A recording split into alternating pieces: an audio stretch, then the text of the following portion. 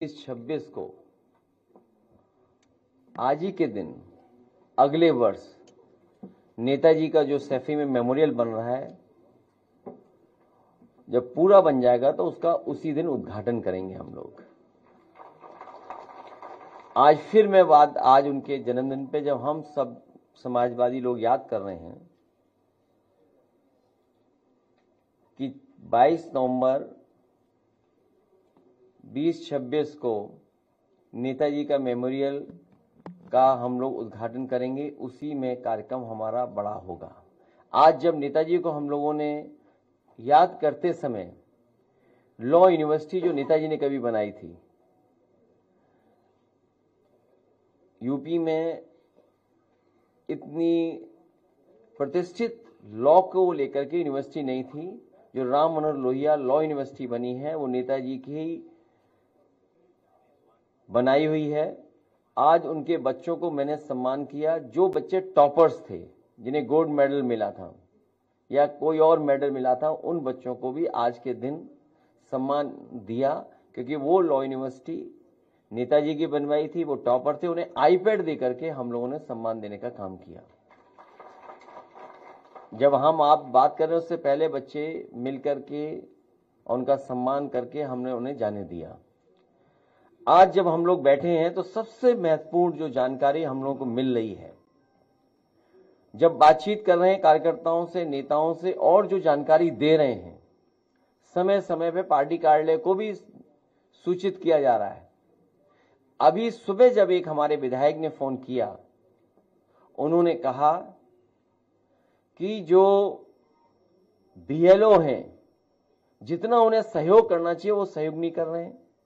एक जगह वो बैठ जाते हैं, उसके बाद वो उन्हें ढूंढिए आप लोग, तब मिलेंगे, नहीं मिलेंगे। लेकिन सच्चाई ये है, जब बिहार का चुनाव देख लिया, बिहार के बाद जो अखबारों में लिखा गया, सोशल मीडिया पे जो आया या अन्य माध्यमों से जो जानकारी मिली है, वो जानकारी ये मिली है कि उत्तर प्रदेश और वेस्ट बंगाल में बड़ी तैयारी है भारतीय जनता पार्टी की, और चुनाव आयोग से मिलकर के है। क्योंकि चुनाव आयोग की तरफ हम देखते हैं तो हमें उम्मीद है, करते हैं कि वो निष्पक्ष होगी, वो संस्था निष्पक्ष होगी, वो हमारी किसी भी शिकायत का निराकरण करेगी। लेकिन सुनने में आ रहा है कि 2024 की हार के बाद सबसे ज्यादा भारतीय जनता पार्टी और चुनाव आयोग फोकस कर रहा है वेस्ट बंगाल पर और उत्तर प्रदेश पर।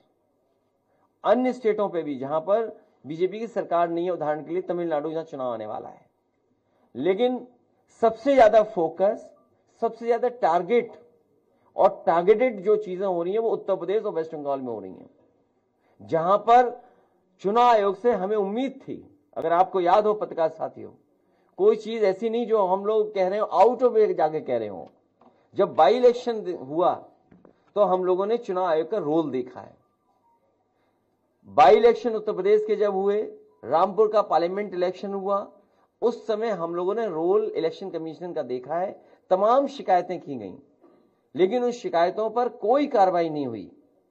उसके बाद जब एसआईआर की बात आई तो उस समय हम लोगों ने वो सूची दी थी जिसमें 2022 में से पहले जिनका वोट था और 2022 में वोट नहीं डाल पाए थे, ऐसे बड़े पैमाने पर मतदाता जिनका नाम इधर उधर करके डिलीट कर दिया था जानबूझ करके, और जिसके कारण समाजवादी सरकार नहीं बन पाई 2022 में। हम लोगों ने आरोप लगाया था और एफिडेविट भी दिए थे इलेक्शन कमीशन में।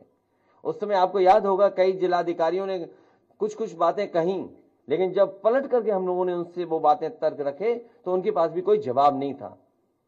इसलिए जो तैयारी है, सबसे महत्वपूर्ण बात यह है कि भारतीय जनता पार्टी, उनकी सरकार, उनके अधिकारी और चुनाव आयोग मिलकर के ये तैयारी कर रहे हैं कि 2024 में जिन विधानसभाओं में समाजवादी पार्टी जीती है, इंडिया गठबंधन जीता है, उन विधानसभाओं में 50,000 से ज्यादा वोट काट दिया जाए एसआईआर के बहाने। यही यूपी में हो रहा है, यही वेस्ट बंगाल में तैयारी चल रही है। तो इसलिए हम लोग सावधान हैं। हम पॉलिटिकल लेवल पर, अपनी पार्टी के स्तर पर सभी कार्यकर्ताओं को आपके माध्यम से, अपने संगठन के लोगों को आपके माध्यम से ये अपील भी करते हैं कि पूरी जिम्मेदारी के साथ ये अपनी वोटर लिस्ट ठीक करें। जो वोट है जो बनना चाहिए वो बनवाएं, बीएलओ से मिलकर के करें, और जहां कहीं नाकामी या जिस तरह की शिकायत मिले वो पार्टी कार्यालय तक जरूर पहुंचें। इधर जो शिकायतें मिली हैं, हम बड़े पैमाने पर शिकायतें हैं, मैं श्रीवास्तव जी जो ऑफिस में देख रहे हैं, मैं उनसे कहूंगा कि वो जरूर ब्रीफ करें। उससे पहले कोई एक अधिकारी है एसडीएम, उनकी रिकॉर्डिंग भी हमारे पास, कोई है रिकॉर्डिंग एसडीएम साहब वाली? एक एसडीएम साहब की रिकॉर्डिंग है, देखिए क्या कह रहे हैं, मतलब किस लेवल पे तैयारी है कन्नौज में। कन्नौज तो वो रहा है ना, हमारी राजधानी, देश की राजधानी रही है कन्नौज। सम्राट हर्षवर्धन महादानी, जिन्होंने कुंभ को आयोजन का शुरू किया था, तो जो सम्राट हर्षवर्धन की प्रतिमा हटा सकते हैं कुंभ स्थल से, वो बोट क्यों नहीं हटाएंगे? वो बोट हटाने में लगे हुए हैं, और कन्नौज भी टारगेट में आ गया है।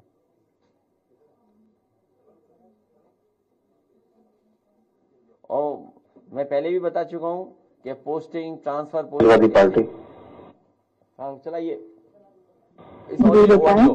मैडम, एक ये शिकायत आ रही है कुछ बूथों पे, जो एफआईआर फॉर्म है जिनका 2003 में नाम है, उनको इस सी कैटेगरी में फीड कर रहे हैं, अपलोड कर रहे हैं बीएलओ।